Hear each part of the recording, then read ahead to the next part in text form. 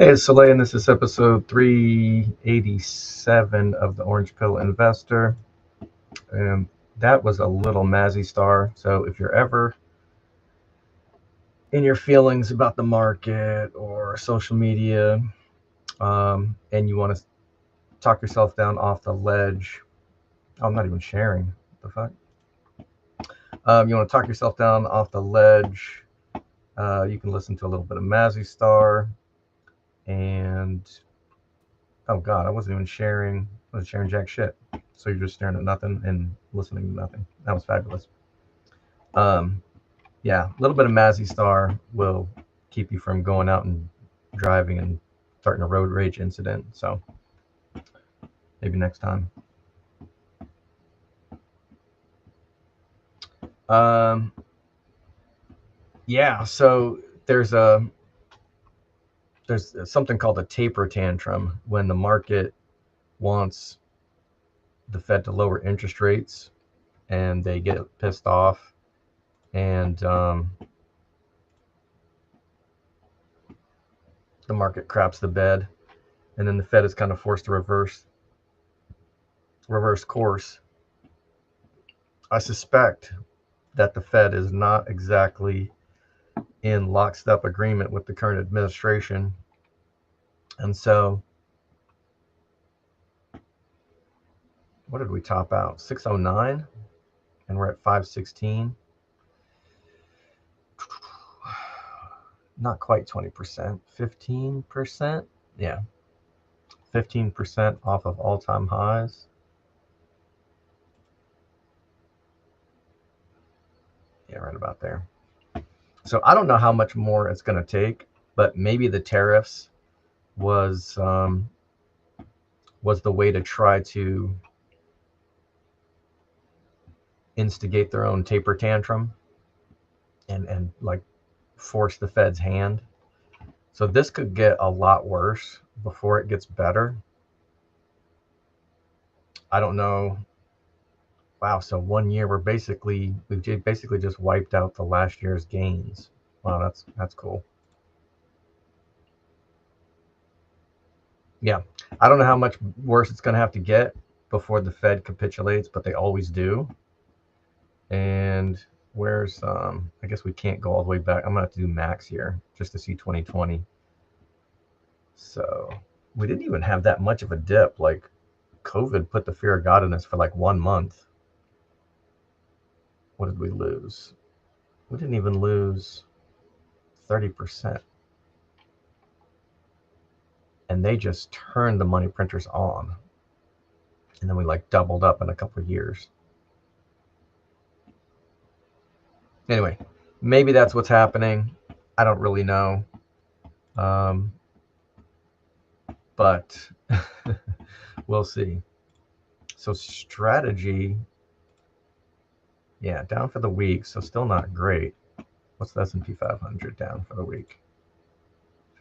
9%. So a strategy only being down 14%, that's not that bad. You know, it's a tech play, it's a leveraged play. So only being down 14% is really not that bad. It sucks, but I actually thought, I took a look at my phone, like an hour ago, and I was like, holy shit, am I really going to have to sell covered calls at 280, 267? But we bounced back a little bit while I was eating breakfast. So let's see what the damage is going to be.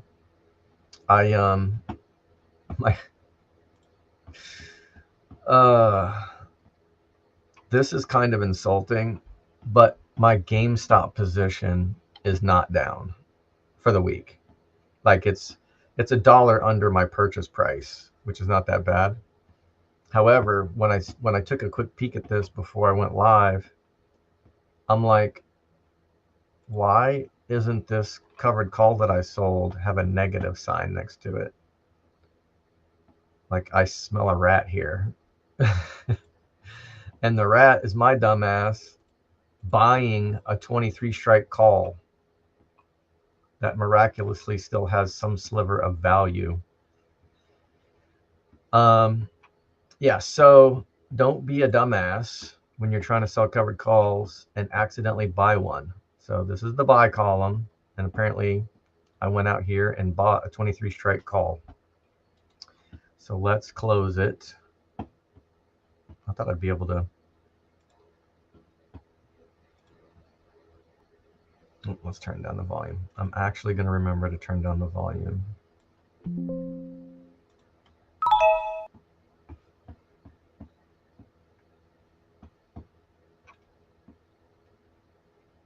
Brandon, what a horrible day. Yeah, it ain't good. So Roscoe says Mara at a negative nav is criminal. Yeah, is that what it is? I know we were talking about Mara the other day, and it was like, yeah, it was at like less than 1. M is nav X. Can't remember if we were discussing MNAV the other day, but that does seem pretty criminal. I kind of swore them off when they started mining Caspa. Maybe they've got some redeeming qualities. Like any company that's not going out of business that owns Bitcoin, you would think would be worth more than a 1x MNAV. So if that's what they're trading at, that does seem like a buy. What's up, Kevin? Sanatogen. Towards close of the day, let's see if it holds or deep dive at the end. Powell says Fed is still listening. Yeah, they're listening. They're funny. Canal, what's up, Canal? Federal Reserve isn't going to pivot soon. Jerome Powell talked about how prices are still high and consumers don't like that. And the job market remains strong. He's sticking to his guns. Yeah, they fucking told the banks a couple of years ago that they weren't ever raising rates too, right? Then they force a bunch of these bonds down their throats, and then they cranked up the interest rates. So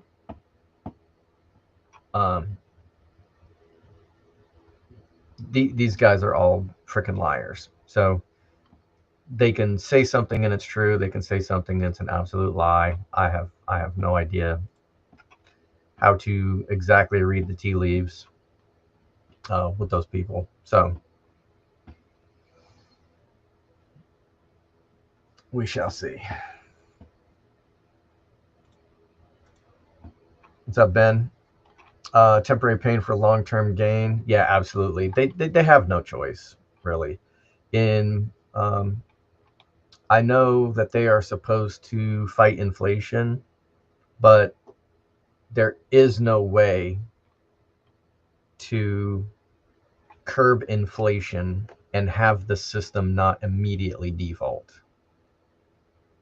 I think they said however many trillions we're paying in interest is like more than the entire freaking budget. So they can't do it. It's just not possible.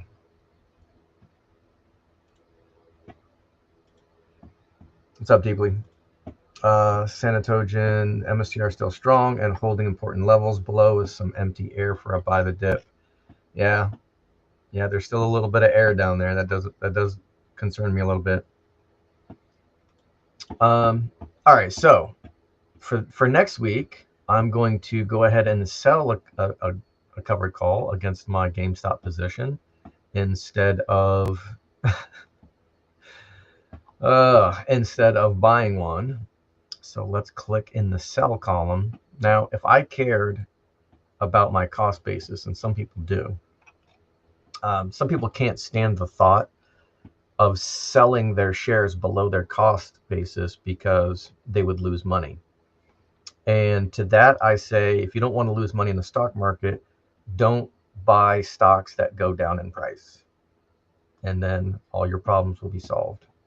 So I could easily sell the 23.50 strike. And I think I got paid like 50 cents for this to begin with. So my true cost basis is really probably 23. But selling the 23 strike and potentially having to sell this for a 50-cent loss, $50 total, doesn't bother me. Even if this dropped to like $15 a share, I just kind of plow ahead usually. I might roll out to 45 days to expiration just so I can get a little bit of a higher strike to make that a little bit more palatable. But I'm just comfortable with it because when you're running the wheel strategy, that's just kind of how it is. You sell the puts till you get assigned. Then you sell the covered calls till they get called away. You rinse and repeat. Sometimes you sell for a loss on the shares position, but the covered calls makes up for it. Sometimes it doesn't, but it's still a long-term investor philosophy that the little wins will add up over time. That's the belief of the wheel strategy. So it's okay to take a small loss, every so often, as long as the wins add up to larger than the losses. But for people who, that the idea of that just drives them insane. Okay, why do I have strategy selected? GameStop. It's perfectly fine to sell above your cost basis. There's no big deal. Oh, and that's cool. I guess Tasty Trade is actually putting my cost basis right here for me. So let's go ahead. The premiums on this are pretty insane, really. So for 1 week, if I wanted to buy these shares at 22 whatever a share, if I just sold at the money covered calls, I could get 5% return on capital for the week. That's no upside. There's no call away value there.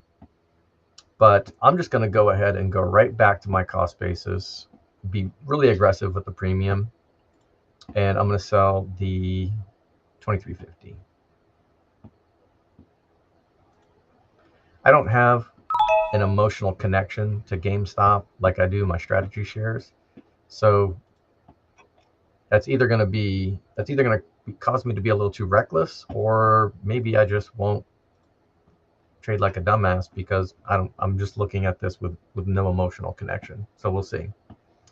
Now that allowed me to collect 78 cents. And that's almost enough to buy another long call out to January. So I'm tempted to do that. But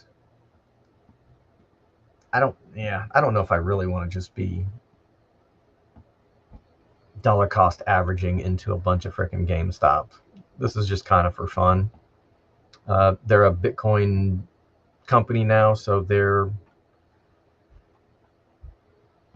in the offering, I guess, as if I'm the orange pill investor, then I'm sticking to Bitcoin derivatives. So they technically qualify now. But I don't necessarily need to make this like, holy shit, a large part of my portfolio. However, one thing that I do like to do with long calls is buy in multiples, and that way if I can more than double my money on those positions, I can sell half of them and make sure that I at least book a profit or don't book a loss. Makes it impossible to book a loss at that point. So maybe I will grab one more of these bad boys. So that's January 125 strikes. GameStop 1080s, basically.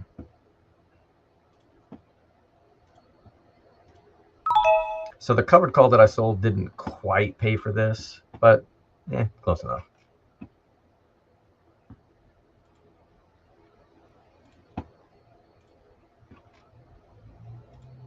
All right, GameStop is done. Right, let me check the chats, and then I'm going to minimize them so we can get full screen. Victor sold some strategy 274.11 puts. Wednesday, no way it breaks 280. Remind me to never say no way. Yeah, there's always a way. Russ 1978, what's up? If I wanted to get a bulk buy on MSTY and get some premium using secure puts, would you use deltas to decide on what level of cash secured out? Okay, I didn't quite follow all of that.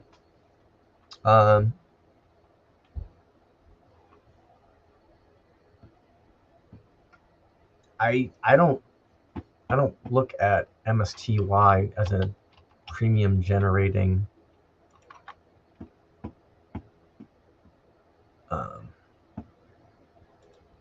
instrument, really. I mean, I guess you could, but you have to be a little bit careful because ex-dividend day is going to be coming up mid-April, and you want to own the stock before that happens. And if you try to get cute and sell a covered call,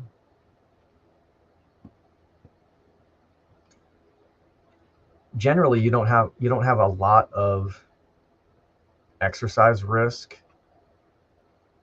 outside of like the day before or the day of expiration. But with a dividend stock, and especially as attractive as the dividends are with MSTY, people, if it's cutting it close, they will exercise your covered call options and snatch your shares from you right before ex-dividend date.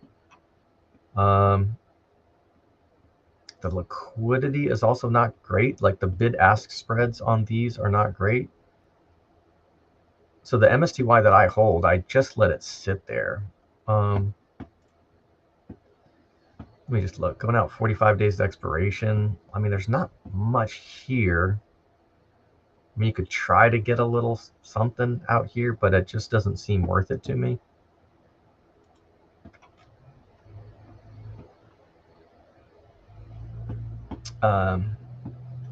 Yeah, so I'm not sure how to answer that question, really.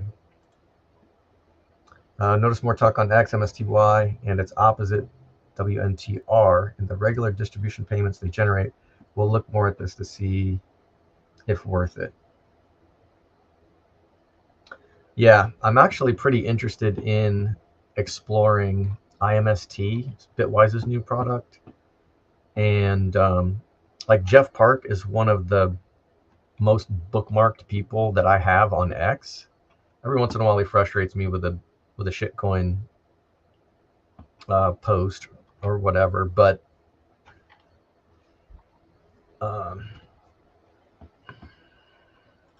usually end up having to ask Grok, to explain vocabulary words after reading some of his stuff. So I really like his like modern take on the 60/40 portfolio, and there's some really unique perspectives there that I really like. And I guess he's going to be the manager of the IMST covered call strategy.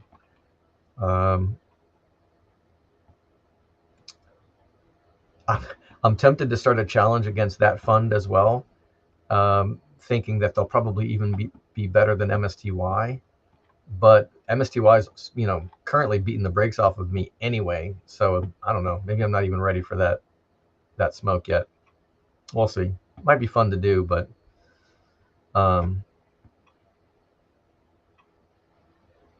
yeah, I got to check that product out. So MSTRL, at least IV is up, is it? Yeah, most stocks IV pumps when the VIX is high, when there's uncertainty in the market. And Bitcoin and strategy is a little bit weird because I guess their IV is getting pumped from that, but strategy also IV gets pumped when the price goes up. So it's a super weird, I don't know if it's a phenomenon, but it's pretty rare for that to be the case, which is what makes the long calls so valuable when they hit, because long calls are going to become valuable when you get the direction right, when the price of the underlying stock goes up, but they're also going to be profitable when implied vol goes up. And for most tickers, when the price is going up, implied vol is not really spiking, but strategy will give you that double whammy of the price is going up and implied vol is spiking through the roof. So I'm just kind of like, I'm definitely playing the revenge game here. I did not capitalize on November in a way that I think should have been obvious to capitalize on. But I was FOMOing big time. I'm thinking, oh, okay, this is going to $1,000 a share, and I didn't want to sell myself short. And then, of course, since November, instead of booking like 9x profits on my portfolio, I think I'm down to like 3x. So 60% overall portfolio is probably down 60% from November easy.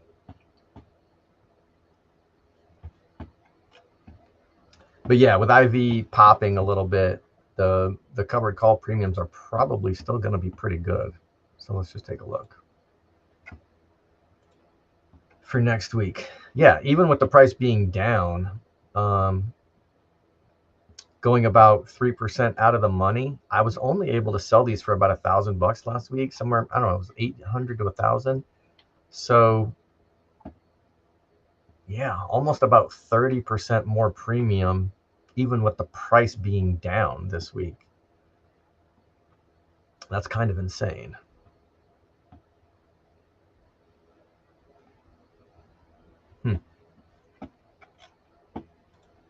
Russ, long-term buy 50K, thinking get some premium rather than just buy it via a long.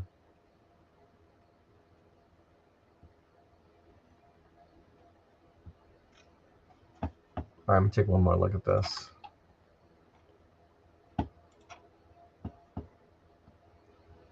You said 411, right?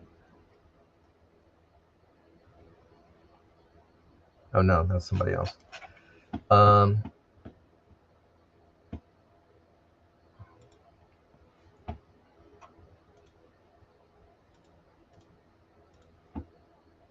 All right. So ex-dividend date last month was 3/13. So I'm guessing you would need to own this by 4/11 in order to get in on the next one. But, definitely check your ex-dividend date.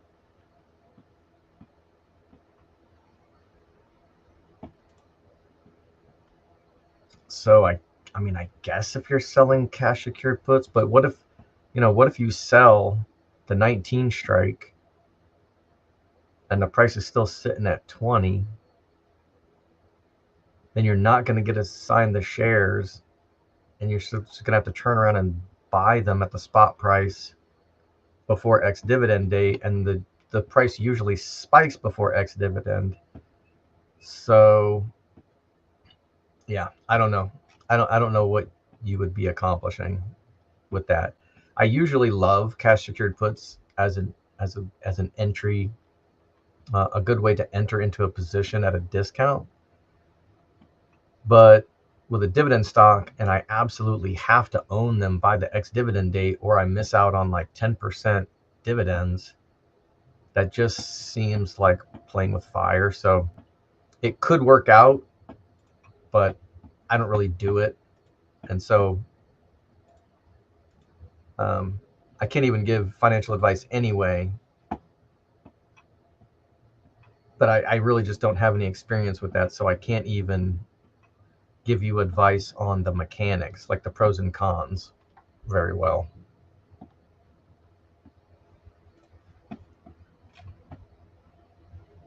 Owl says, thinking of selling July 1080s or September 1080s. Oh, selling the Julys for the Septembers.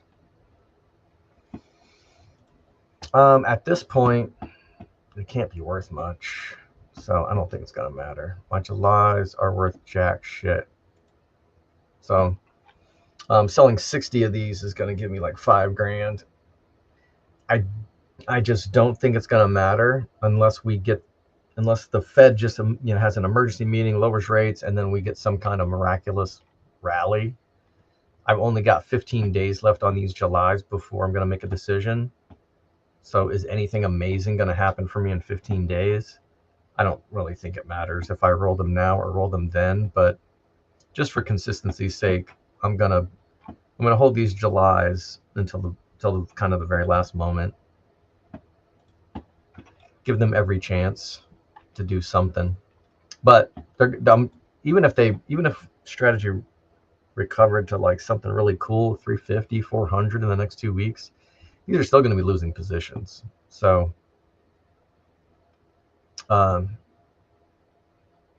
yeah, for these to get back to $1,000 a contract,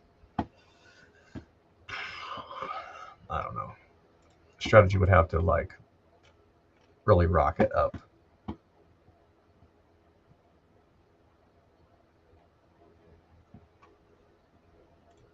All right, let's minimize that. Okay, so I sold these 290s midweek, and I was worried about getting wrecked on these, but apparently I shouldn't have been worried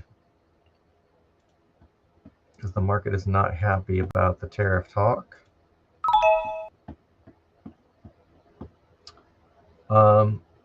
As was mentioned, the IV implied vol is up a bit, and so risking selling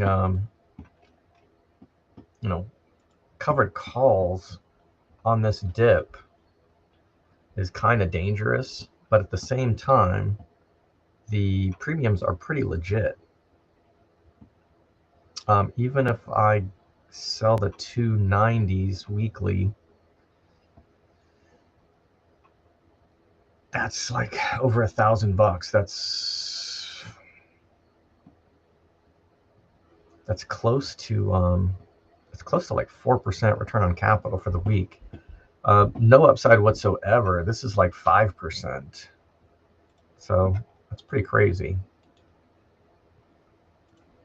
I don't see myself selling like straight up at the money, but somewhere between 290 and 300 seems reasonable.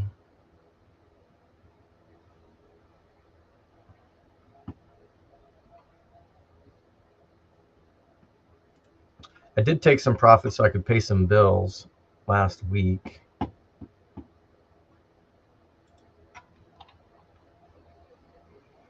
Let me see what my negative net theta drag is right here. So 652.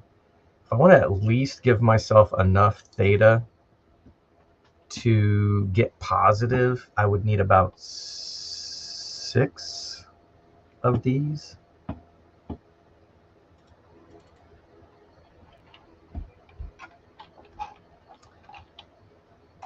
So let's go with 6.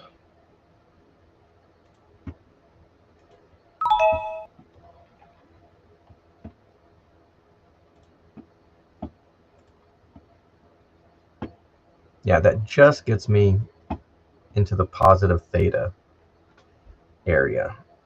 So I'm technically an option seller. Like I can't really call myself an option seller and have negative net theta position. So I'll bookmark that and come back to it if I need to. 35 days to expiration on these poor man's covered calls. They've only been open for a week. There's still more than 50% of the premium available, so not inclined to really roll this. Similar situation with these. Similar situation with these. I'll wait 15 more days to decide what to do with my Julys. Septembers are my new Julys, I guess.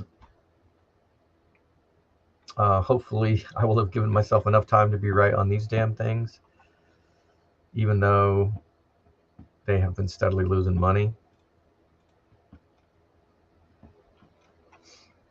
September call debit spreads, got a bunch of time left, nothing to do there.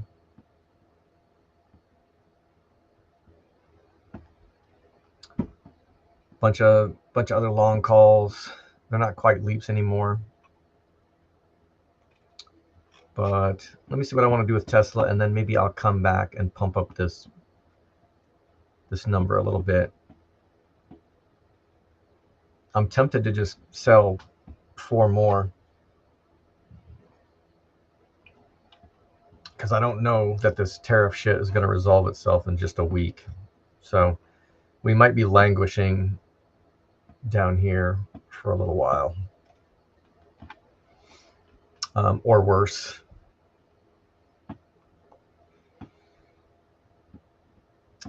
Yeah, so my Tesla poor man's covered calls got a bunch of time left, got a bunch of value left, and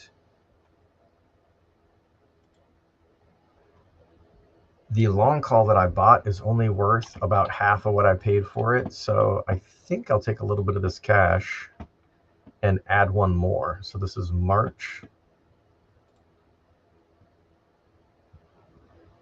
next year, right? Where is it?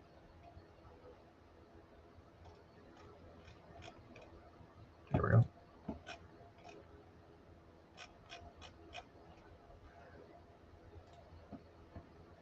All right, I'll bring my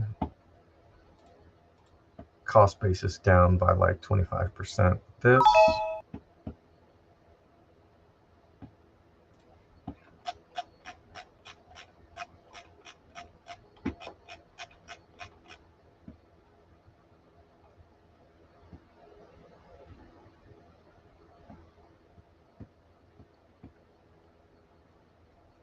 All right.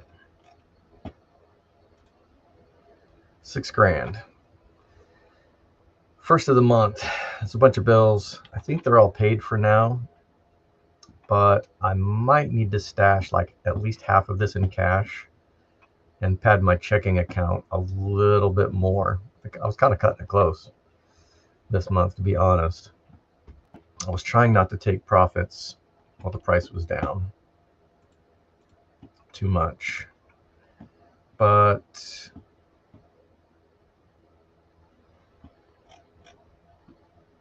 where's my Septembers?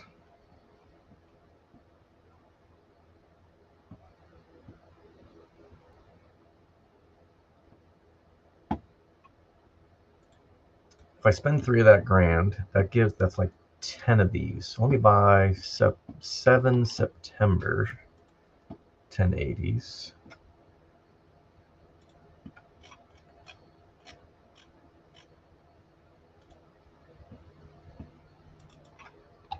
I'll get to an even 30.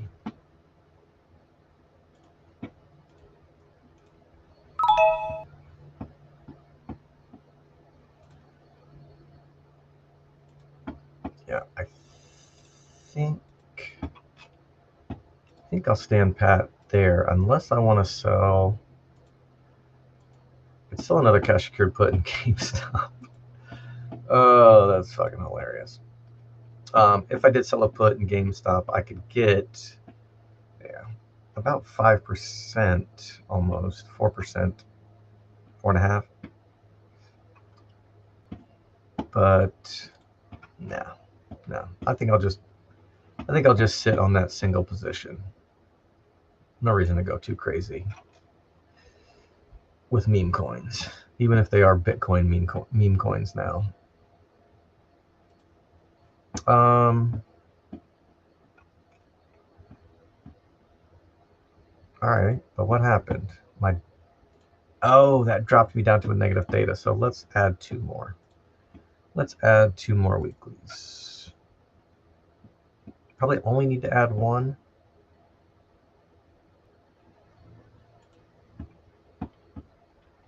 To get positive.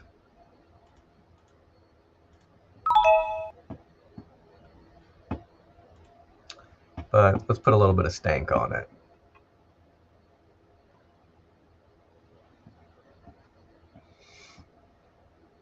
If we rally back to 290 or 300, I'll add 2 more. That's the plan for now.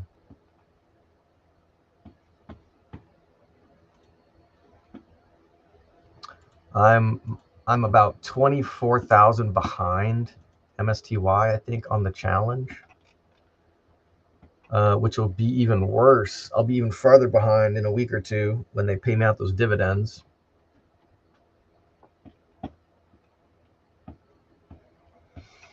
But the sad thing is, and my MSTY position is still down, I don't know, 35% or something.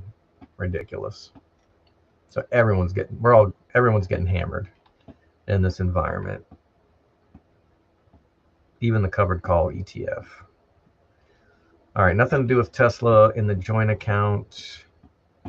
This isn't ready to roll yet.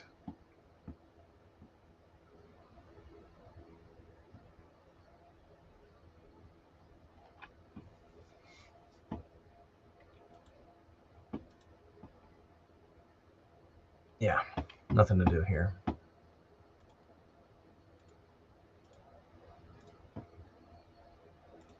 My allowance. I'll probably be making a deposit in here, so I'll have some money to spend in a week or two.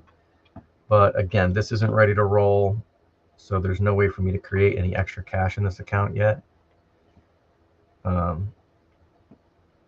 Man, I was pretty confident buying this 350 strike when Tesla was like, or excuse me, when strategy was at 400 a share. Oh man, and now this is practically, it's not a deep out of the money call at this point, but it's not great either. All right, nothing to do but sit there and wait and cry. All right, here's the challenge account. I will have to make some moves here. So sold this one for 300, close it for 70.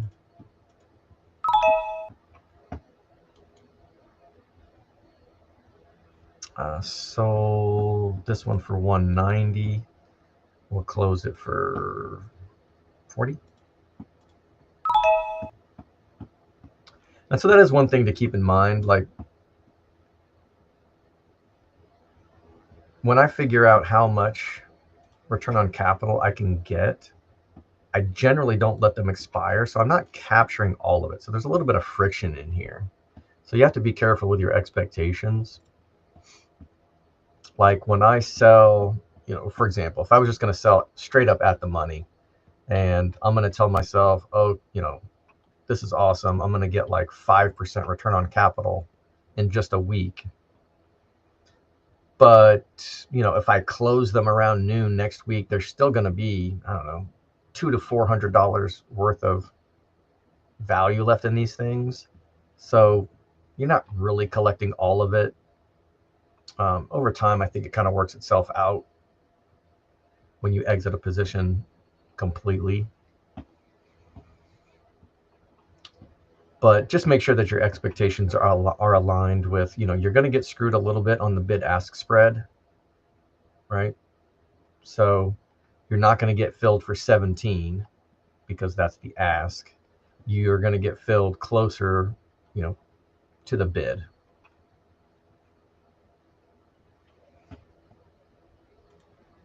All right, I got those closed out. I've got 10 poor man's covered calls. None of these are ready to, these are ready to roll. So I've only had these open for 9 days. But these are ready to roll. Now the sad thing is I either have to roll the strikes down for more premium or have to roll out to like 49 days to expiration. So let's do that. Let's roll expirations. I'm going to go out to 49. And I can roll out to 49. Wow, the bid-ask spread is terrible at the 450.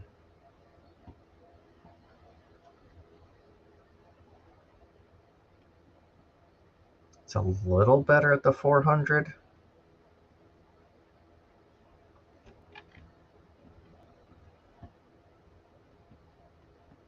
That's unfortunate. Now I will get a fill.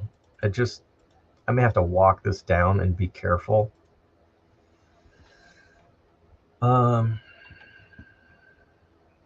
Halfway between 8 and 11 is like 950.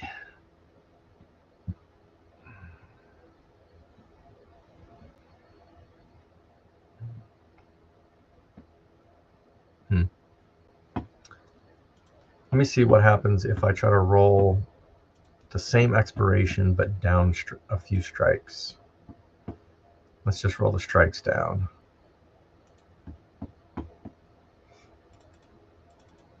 To 400. That would be a small credit, but unfortunately, so these 300 strike long calls that I'm selling against are not in the money anymore. Delta's only 0.63, so this is kind of dicey.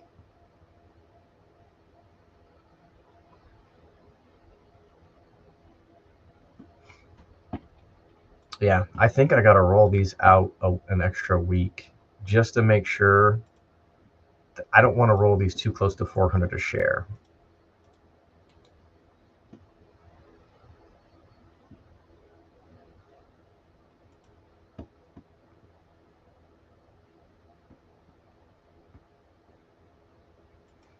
I'm going to look for the very next strike that I can that has decent liquidity. 425 is a little better. But, man, that's kind of brutal. All right, let's try to get a little bit more, but I'm going to have to roll this down a couple of times, I'm sure.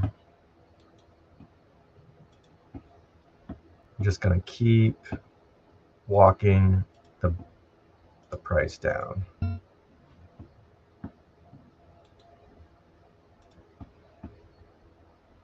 And this is the problem with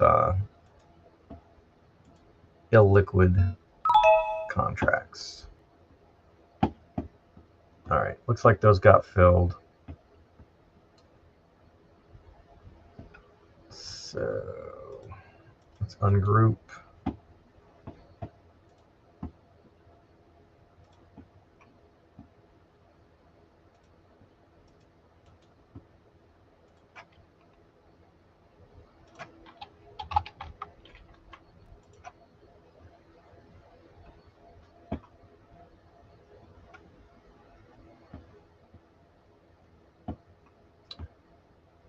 And I've got 200 shares. I am inclined, well, I think I'm going to wait. If we do hit 250, then I'll sell 100 shares and buy 2 more leaps to sell poor man's covered calls against. But for now, I think I'm just going to plow into some a bunch of premium here. So let's do 2 at the 290 strike.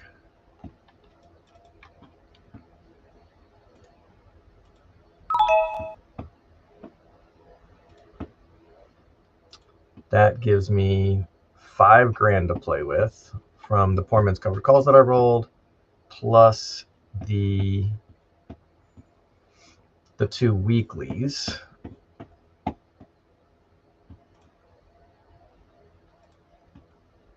So let's grab some more leverage. Okay.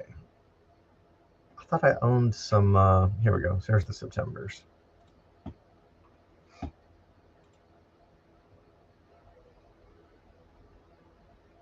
$5,000 in cash. I can get 10 of these for sure, which is going to drive my net theta down considerably. We'll see.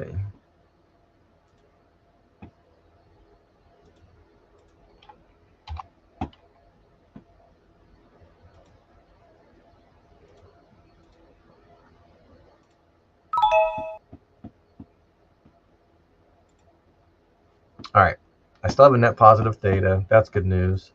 And I've got 1,000 in cash.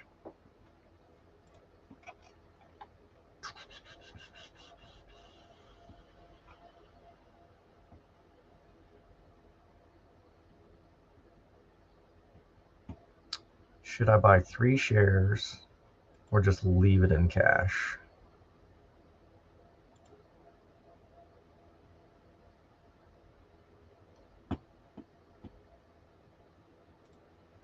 Let's buy 3.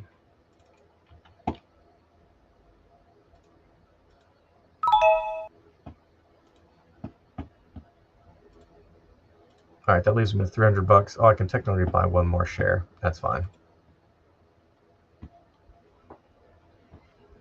All right, I'm good with that. If I had added too many more of these long calls, it might have driven my theta negative. So I'm trying to be conscientious of that.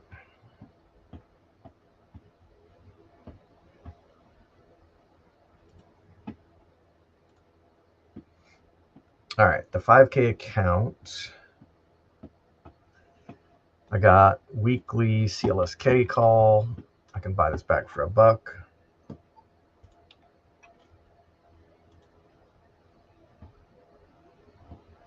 Again, this is all. Do they not want to sell it or let me close it for $1? Huh. Might just have to let this expire. What's the bid-ask spread here? CLSK is 720. I guess they're holding on to.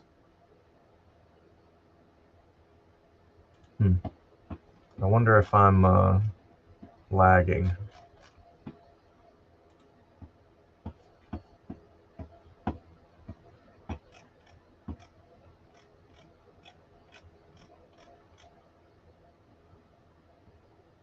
Okay, I guess it filled, and I didn't get a notification.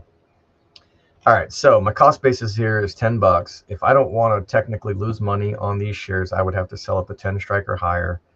However, my true cost basis is 10 minus however much premium I've collected. You could put all of that into a spreadsheet and keep tabs of it. And if you're a new option seller, you should probably do that. At this point, I just don't have time. I don't care.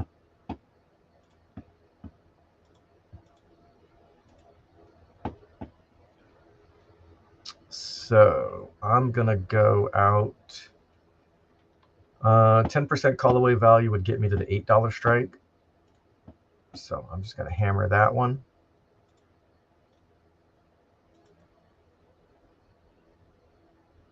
I might have to walk this down a penny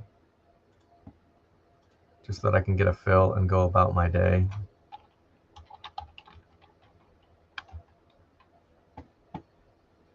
Cha-ching. Iron's expiring today. That's another 6.5 strike call. So should be able to buy that back for $1. With a small account, like buying this back for $1 every Friday, if you're only collecting $8 in premium and one of those dollars is buying it back, that can really eat into your profits. So sometimes selling the 45 days expiration one and only having to roll every 2 to 3 weeks can cut down on some of that overhead. So don't feel like you have to just plow into these weeklies like I'm doing here. Let's see, my average cost is $638.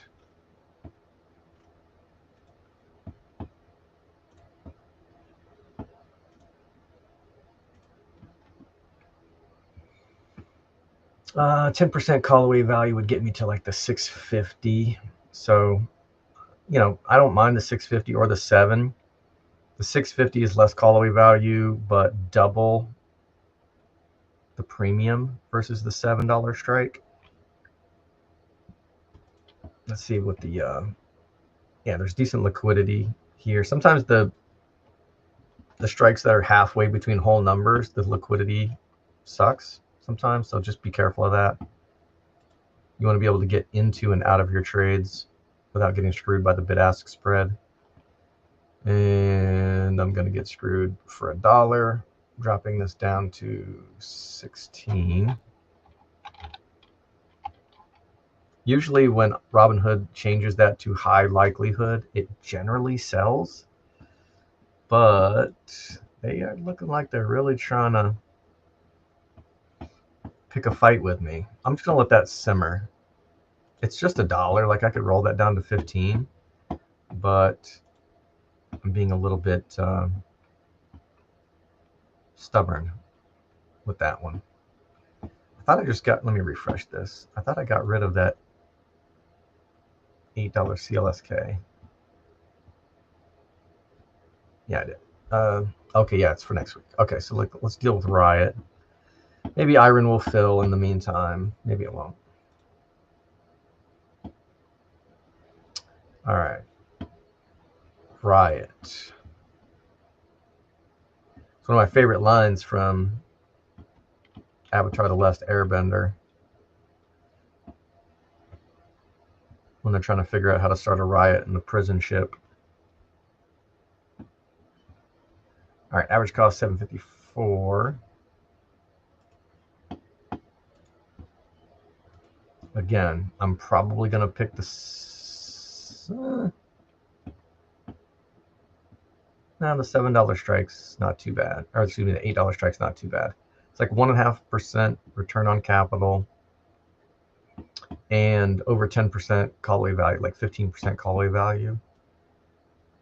So, and it's above my cost basis. So like win-win-win scenario. All right, got to fill there. I think Iron's liquidity is a little bit worse, so that's probably why I had to sit there and wait. All right, let's check it out. All right, so all of my, let's just double check. I've got 100 shares of CLSK, Riot, Iron, and Wolf. Wolf is probably so dirt cheap that it's out to 5.2. Yeah.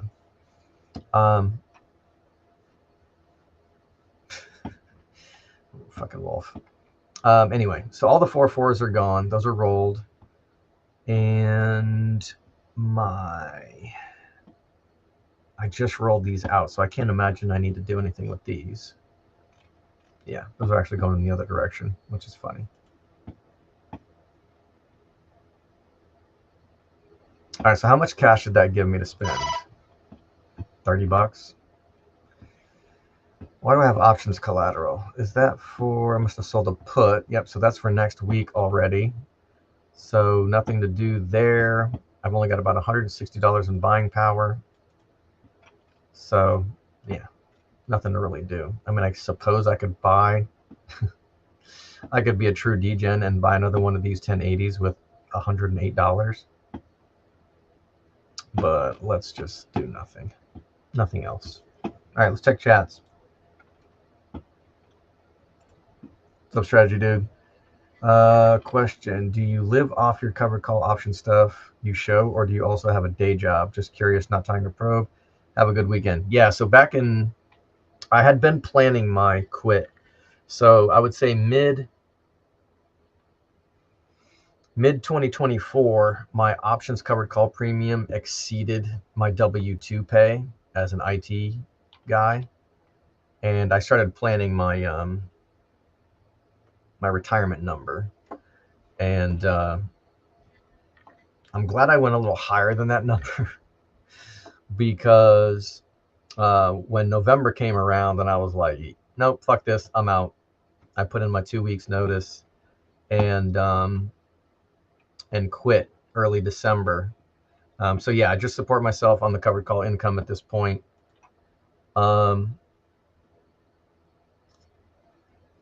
Yeah, with my portfolio size in November, I could easily, very easily support myself with my old spending habits. Just in like 9 months, my portfolio had done like a 9x. Now I've lost like 60% of my portfolio since November. But it's not like I'm eating fucking beans and franks and shit, right? Like, you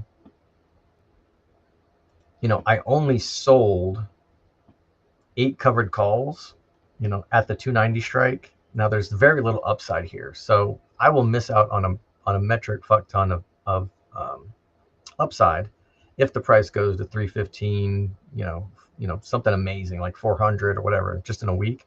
You know, that type of shit can happen with strategy. But let's just say I didn't care about the upside. You know, just with 1,000 shares, I can sell 10 of these at the current implied vol, like this implied vol is not promised. So I think like last week, I think I was only able to get like 800, between 800 and 1,000. But, even just these few positions, right?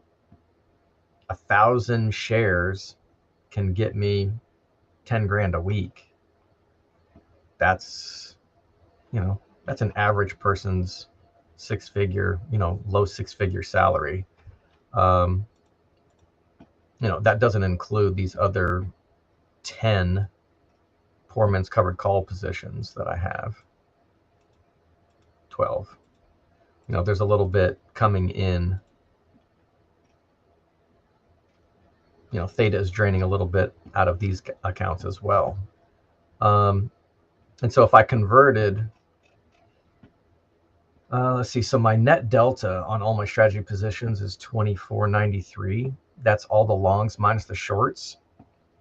So technically, I could probably sell easily 20 to 25 of these weekly covered calls. Like, that's pretty easy to live off of. Even if strategy's price got cut in half, like I could still pay my rent and whatnot with that. So you definitely want to imagine your worst case scenario, right? If you're trying to figure out how much money you need to live off of, you probably want to get to a number where you're like, if the share price of, if my entire portfolio shrank by 50 to 75%, would I still be able to generate enough covered call premium on what's left over to live off comfortably? So I'm not living a rich lifestyle by any means. I've made a few gratuitous purchases since November. But you got to spoil yourself a little when you win.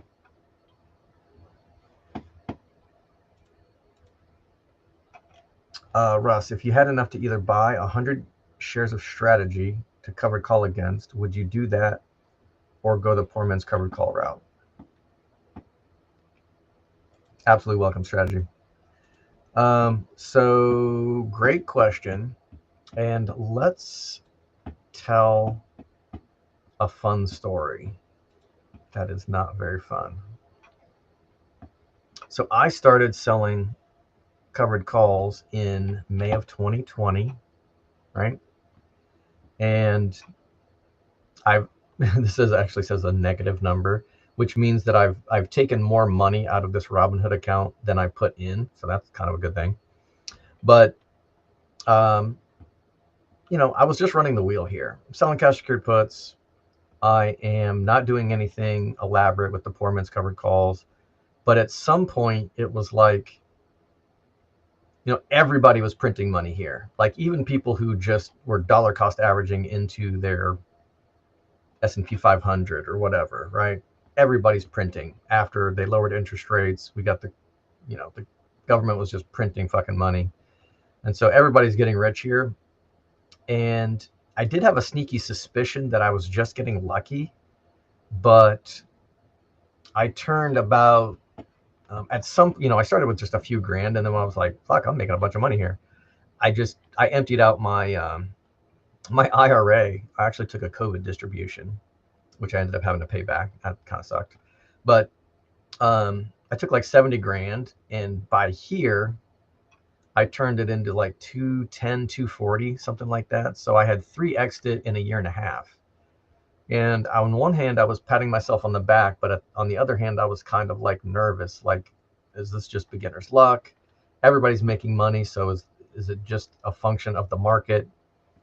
And somewhere in this year and a half, I'm watching all these videos and I see poor man's covered calls and leaps, and I'm like, oh, well, hell, I can get twice as many contracts for the same amount of money. So I just jumped on poor man's covered calls at some point here. And the other chart to look at in this time frame is Tesla. because I was not exactly like completely orange pilled. I think I was probably still shitcoining even during at that point. So this is actually I've been in Bitcoin since like 2017 maybe. But this is probably the first cycle that I'm actually fully orange pilled. Like I was still kind of like shit coining and stuff during 2020. Yeah. So anyway, Tesla. At the height of my portfolio, I was like I was like fully ported into poor man's covered calls at this point, and I'm just printing a shitload of money.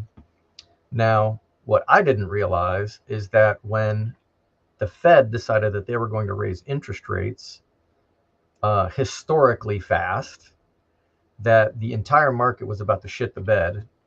And when the entire market shits the bed, these growth stocks, these tech stocks, shit harder and faster, like explosive diarrhea. And when you have a poor man's covered call and the price of the underlying stock is dropping by 75%, that means that the price of your long call that you're selling against in your performance cover call will drop by 99%. It is absolute capital destruction. So while it is a more efficient use of capital, your risk is off the charts. So I got this up to about 200, a little over 200 grand, right? I could have had at the top of Tesla with 200 grand, I could have what, 500 shares? 100 shares is 40 grand times 5. Yeah. If I had just said, you know what, I'm just going to own 100 shares, I could have sold covered calls against them all the way down to here. Now, the value of my portfolio would have shrunk by 75%. And then it would have been offset by all the covered calls that I sold along the way. But since I had a bunch of poor man's covered calls here, my portfolio went from, this would have been like 210, 240. Within 3 months, it was down 160,000. So I basically started with 70, and like right about here, I was like, okay, fuck it. Fuck this. Like I'm right back to where I started. And I kind of had to like, basically like admit defeat. I cried uncle and I dusted myself off. And it's kind of good that I did, because in February 2022, Tesla still hadn't, Tesla February 2022 was at 286. It had not even begun to stop cratering. Like if I had continued to sell poor man's covered calls from here to here, I would have turned the remaining 70 grand that I had left into probably $10,000. Like it was just been fucking nothing left here. So just keep that in mind, that poor man's covered calls are great when number go up, and it's good, it's very efficient use of capital. You can get 2 poor man's covered calls for the price of 100 shares usually. But the risk is insane. If you think there's any chance that interest rates are going to go up, or that macroeconomic factors could bend you over, then those positions, have to be, I don't want to say avoided like the plague, but they should be a small enough part of your portfolio that you can handle it.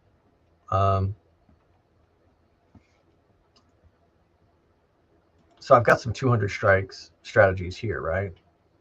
0.79 delta. These are fairly safe, right? Like we would have to have a pretty significant crash for these to go out of the money. But you can see these 300s that I bought 71 days ago, I thought were pretty safe as well. And now they're out of the freaking money. There's no amount of covered calls that you can sell against a leaps when the price is going down to salvage that position, right? These long calls are down $6 grand a pop. And I would guess that I would have sold no more than about half of that in premium. So I probably offset about 50% of these losses. But when the number is going down, there's really nothing you can do to save these poor man's covered call positions. So while I can't give you, advice about what you should do, I can give you the pros and cons on either of those, and hopefully that helps you make a better decision.